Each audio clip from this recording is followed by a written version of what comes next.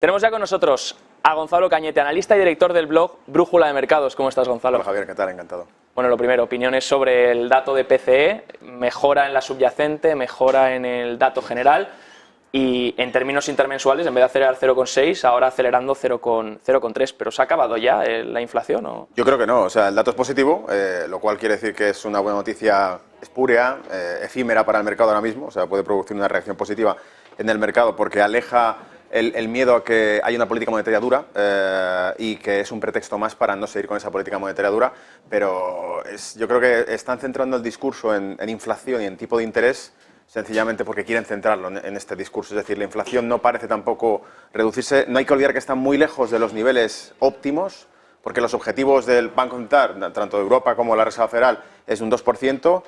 Cascariz ya ha dicho que, evidentemente, mostrar una inflación objetivo que esté por encima del 2% sería un gesto de debilidad y que eso podría restar confianza en las propias autoridades financieras, en las propias autoridades monetarias, la Reserva Federal, ¿no? Si empezamos a cambiar incluso nuestros objetivos de inflación. Bueno, el 2%, una del 3 o del 4 tampoco sería tan mala, ya perdería bastante credibilidad la política monetaria que están llevando a cabo.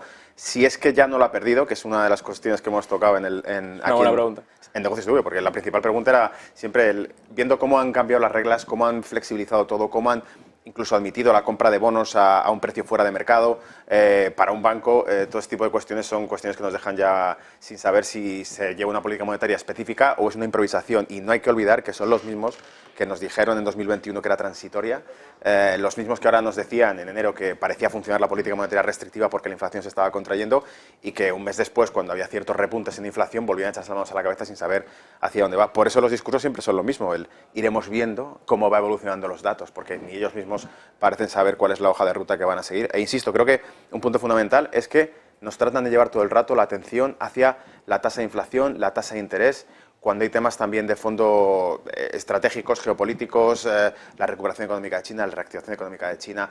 No hay que olvidar que el Silicon Valley Bank era algo que afectaba más que al riesgo sistémico financiero, que ya lo han dicho ellos, pueden fabricar la liquidez que quieran.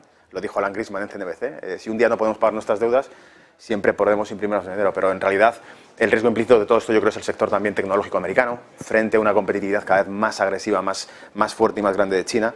Entonces yo creo que ahí está el foco de atención de todo esto y todo lo demás, la evolución tecnológica y digital hacia el CBDC, quizá es lo que está detrás de estas tiros y aflojas que estamos viendo con hablar constantemente de la inflación y de la tasa de interés. Que de hecho cuando te centras en Silicon Valley Bank, no sé si lo viste, pero los 10 depósitos más grandes, o prácticamente toda esa cantidad que se salvó, que eran los depósitos no asegurados, que era el 97% del dinero que tenía el banco, correspondía casi la mayoría a 10 únicas empresas tecnológicas. Claro. O sea, que realmente no están salvando a los ciudadanos, están salvando a 10 empresas tecnológicas que... De Estados Unidos, claro. Salvan al sector tecnológico americano. Por eso es la clave fundamental, porque están salvando la competitividad y productividad americana frente a China. Entonces yo creo que ahí está lo que están rescatando. No están rescatando al sector financiero, están rescatando realmente a toda la financiación del sector tecnológico estadounidense que compite con China y donde se forja realmente la tecnología de Occidente.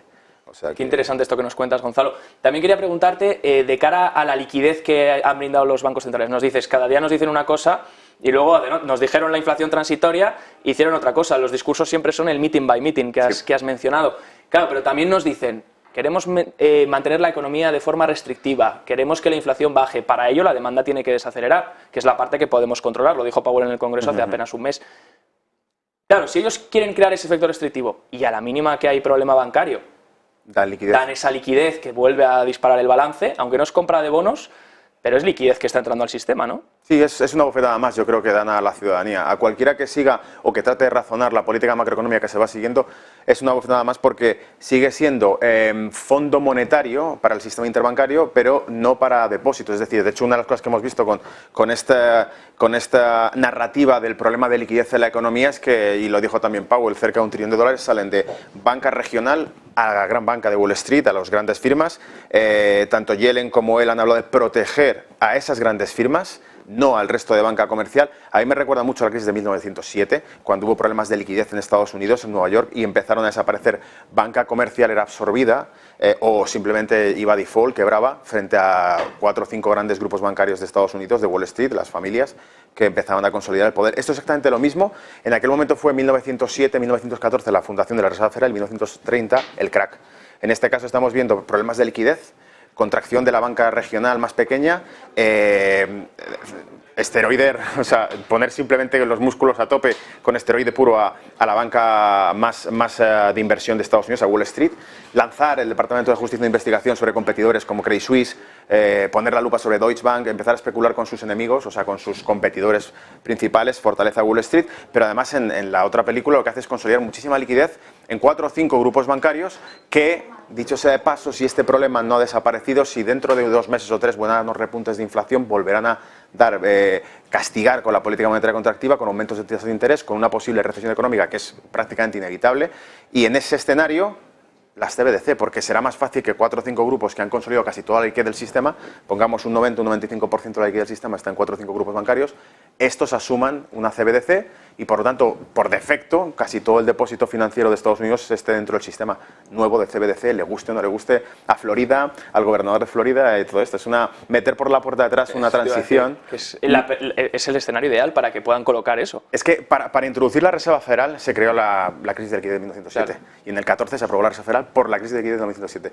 En este caso, la crisis de liquidez de 2023 es la antesala para, en vez de fundar la Reserva Federal, en este caso para fundar el sistema monetario digital de CBDC o de una moneda mundial o de cualquier otra alternativa digitalizada de control total que algunos republicanos en Estados Unidos han dicho que son campos de concentración digitales, porque dicen no tendremos escapatoria de ese sistema y por eso el gobernador de Florida decía aquí estará prohibido, vamos a legislar anticipándonos ese tipo de cambio para prohibir un dinero que rompe la privacidad y el anonimato de cualquier ciudadano que ya pagó sus impuestos, que puede elegir qué hacer con su dinero, pero que parece que queda abocado a formar parte de este sistema que evidentemente es probablemente la antesala de eso, de esa conversión a un nuevo sistema monetario digitalizado por completo.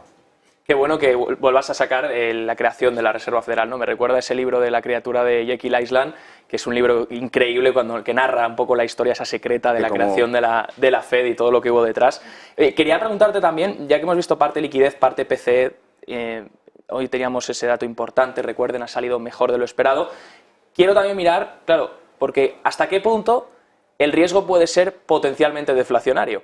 ¿Hasta qué punto no va a llegar un momento en el que si vemos la inflación caer, digamos, oye, por un lado es positivo, ya no estamos en niveles de inflación muy altos, por lo tanto podemos reactivar el consumo, las empresas vuelven a tener mejores márgenes, pero claro, ¿cuál es el nivel en el que ya te empiezas, esa línea fina en la que te empiezas a preocupar por el riesgo de deflación? Claro, que se les pase la mano y que la política monetaria sea tan contractiva que realmente la inflación baje, no por la política monetaria, sino porque realmente la economía ha entrado en un escenario de recesión. Exacto, y de hecho lo más natural es que eso ya esté pasando ahora mismo, es decir, que estén dando los primeros pasos a una posible deflación o una contracción económica, en general una estaflación, cualquier escenario de esto sería posible, sencillamente porque la subida de tipos de interés en zonas económicas altamente endeudadas, como es el caso de la zona euro o como es el caso de Estados Unidos, hace que se recoma por completo el poder adquisitivo de la moneda.